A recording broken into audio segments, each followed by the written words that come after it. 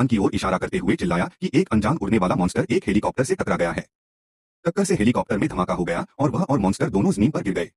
गिरते मलबे से चिल्लाते हुए भाग रहे थे। एक छोटी लड़की को धक्का लगा और वह जमीन पर गिर गई। जैसे ही उसने अपनी आंखें खोली, उसने राक्षस को उस पर फुफकारते हुए देखा। वह उसे देखकर हैरान रह गया क्योंकि यह वही राक्षस था जिसे उसने डिजाइन किया था। उसका नाम हिप्पोग्रिफ था, जिसका ऊपरी शरीर चील जैसा, पिछला हिस्सा घोड़े जैसा और पंख स्टील जितने सख्त थे। उसका खतरा स्तर समुद्र तल था और उसकी खास क्षमता रिपल स्क्रीन थी। हिप्पोग्रिफ खड़ा हुआ और लोगों पर गुस्से से चिल्लाया। वह उसकी ओर भागा, यह जानते हुए कि स्थिति खराब है। हिप्पोग्रिफ ने एक छोटी लड़की को देखते हुए अपना मुंह खोला। उसने डर के मारे अपनी आंखें बंद कर ली। सौभाग्य से हमारे हीरो ने उसे समय पर पकड़ लिया और उसे खींचकर दूर ले गया। जबकि हिप्पोग्रिफ ने अपनी रिपल स्क्रीन का इस्तेमाल करना शुरू कर दिया। उसने छोटी लड़की के कान बंद कर दिए, यह जानते हुए कि उसे ऐसा करना जरूरी है। लेकिन जब उसने चीख सुनी तो उसे दर्द हुआ। अचानक जमीन बेकाबू होकर हिलने लगी। हिप्पोग्रिफ तब रुका जब उसने किसी चीज को अपनी ओर दौड़ते हुए सुना। जब हिप्पोग्रिफ ने पीछे मुड़कर देखा तो उसने लाल चमकती आंखें अपनी ओर आते हुए देखी। वह एक और भयंकर राक्षस था। फिर उसने हिप्पोग्रिफ पर हमला कर दिया। इससे पहले कि वह कोई प्रतिक्रिया कर पाता, उसने यह देखा और महसूस किया कि यह यूनिकॉर्न वुल्फ नाम का राक्षस था।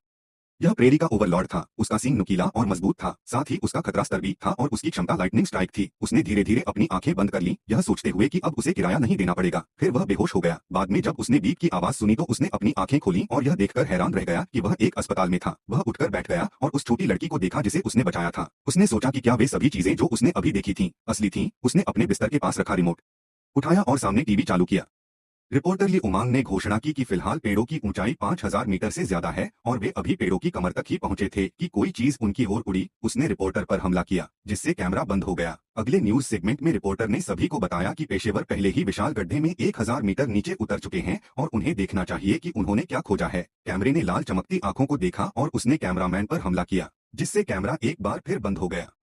अगले चैनल पर रिपोर्टर ने सभी को बताया कि यह इंसानों के संकट के जवाब में एक आपातकालीन घोषणा है।